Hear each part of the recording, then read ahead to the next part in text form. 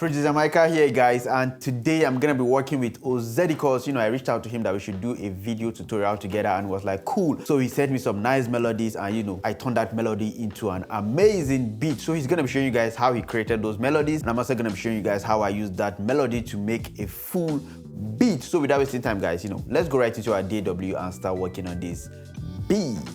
Let me show you how I make my melodies. Starting with a pluck sound.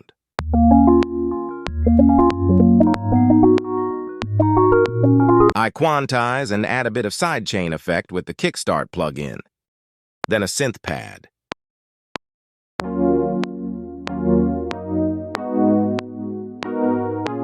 An aggressive distorted bass.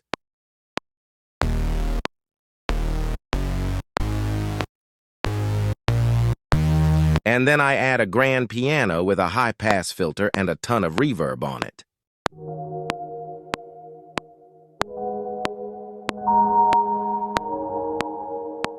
I like to add a counter melody, so I chose this synth lead sound.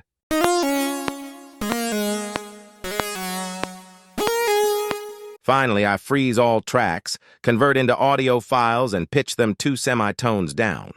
But we're not done yet. Adding live instruments is a must for me, so I chopped in this guitar loop from Splice. And with the effects on.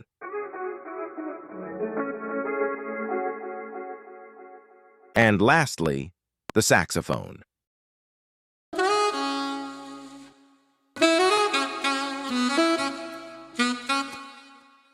Now let's arrange and listen to the final composition.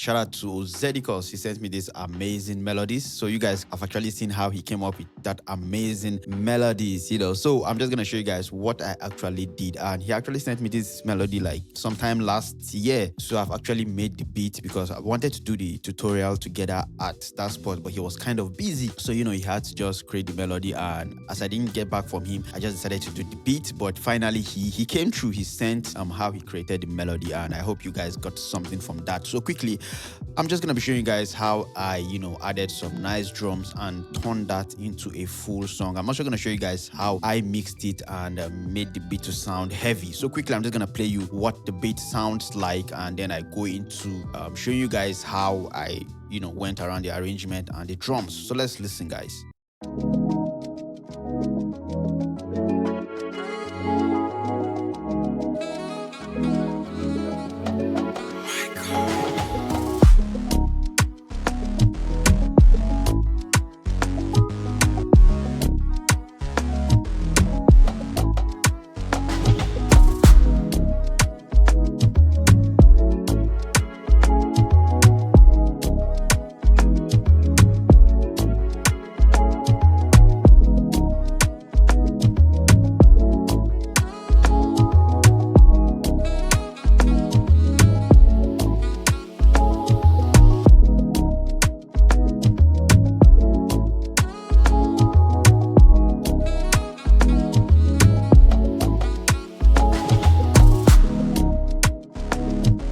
Yeah, so that's actually a vibe, man, from just having that melody that I sent to having a vibe like this, a bouncy, a groovy vibe. So first off, I set the tempo to 94 BPM, and I'm just going to show you the drums, what I did for the drums. Let me just solo this hook part. And, this is not like my style of making videos. I like making the beat on the go, but I've already created this beat. So, I'm just going to show you guys how I did that. So for my percussions,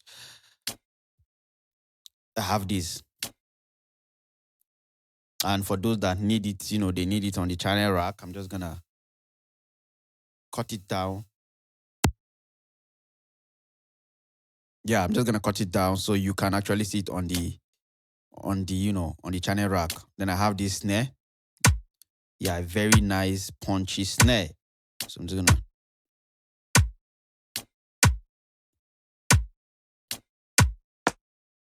Then I have this percussion also. Let me just...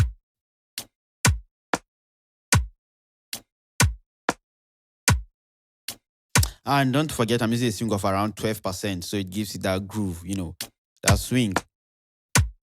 Then I have this conga.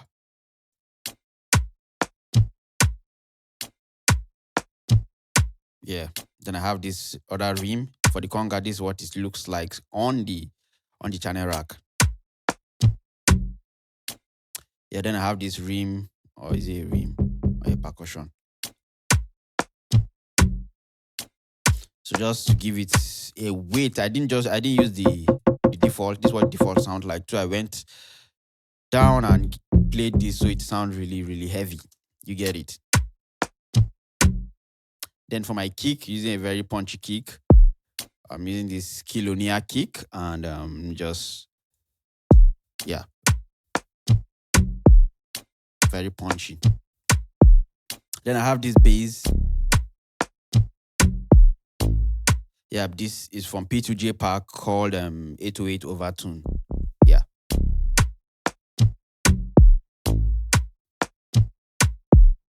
And what I have on my master, is my IM pusher. But I have my IM pusher, yeah. So I have my IM pusher, just to give you. Let me just turn off the IM pusher.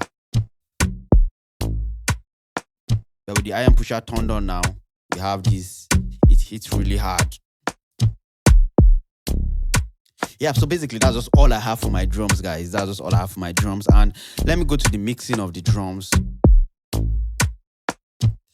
So if you can check, mostly it's just EQ. So for my percussion, I have some EQ cutting the low end. For my snare, I don't have anything. For percussions, I don't have anything. So like I always say, guys, it's actually good that you spend time just selecting the right sound. Trust me, guys, if you can select the right sound, basically you won't even do a lot when it comes to mixing your sound. So just spend time selecting the right sounds, guys, and you will thank me for that later. So yeah, I have this for my drums. Then I have these groovy shakers from Dr. Set Pack. So a couple of shakers just to give it that swing, that movement.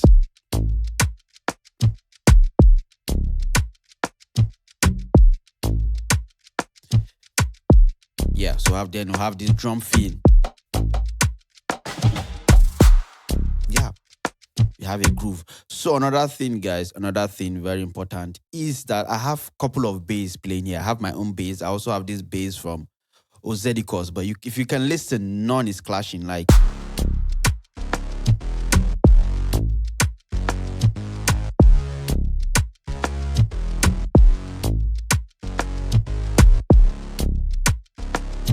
so what I did here is just to sidechain, and I've talked about sidechain a lot, just sidechaining your kick and your bass so they don't clash.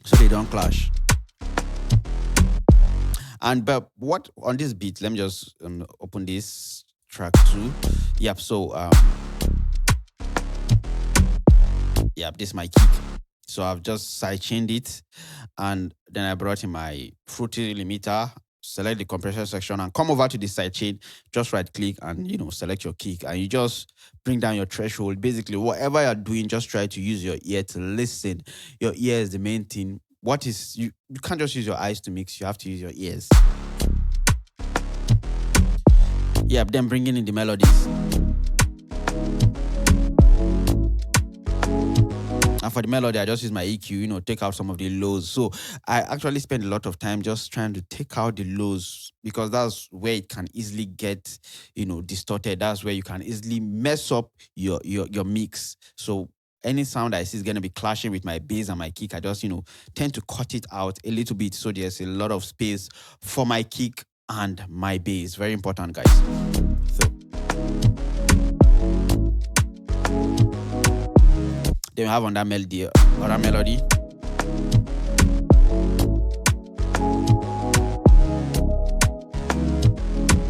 and for this melody,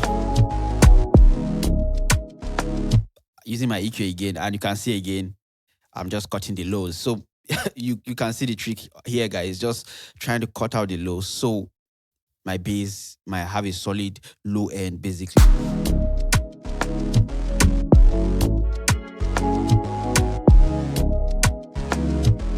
And this other melody, I didn't do anything to it.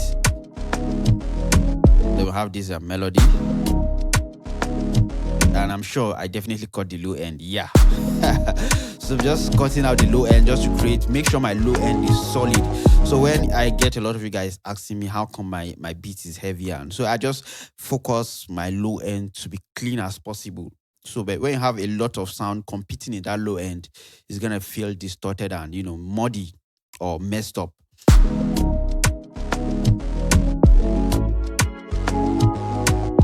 Yep, so that's for the hook. Then for the verse, at this point I have this conga bass. So to give it that groove, to give it that movement, so I just added just the conga bass, just playing. Let me just solo that.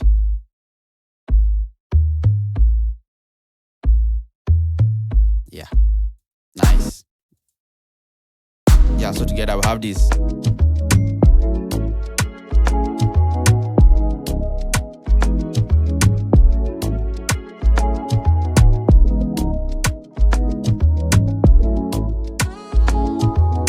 Then bring in the sax, so it doesn't just sound all the same all through. You get the vibe.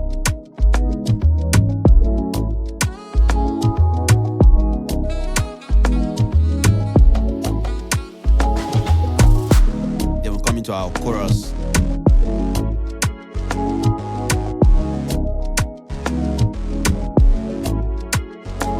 So the way I structure my song is that for my intro, most times I have 8 bars, but for this particular one, I just wanted the beat to just come in immediately. So for my intro, I just had 4 bars. So we have the melody coming into the intro. So anytime I make your beat, just try to build it. You can start with the whole energy, but it's good to just build it up. Then I have my verse, and for the verse, standard, 16 bars.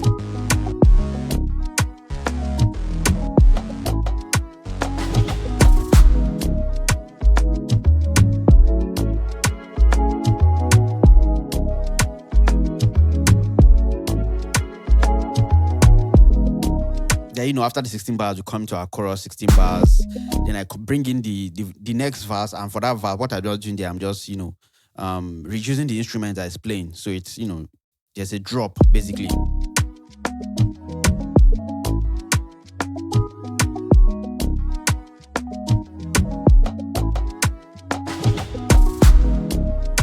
Yeah, you get bringing the energy back again.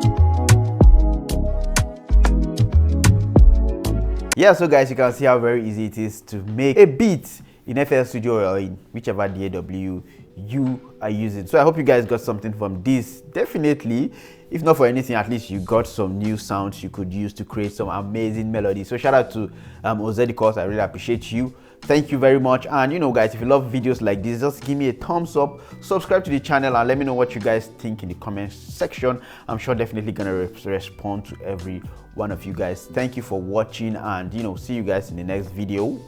Peace.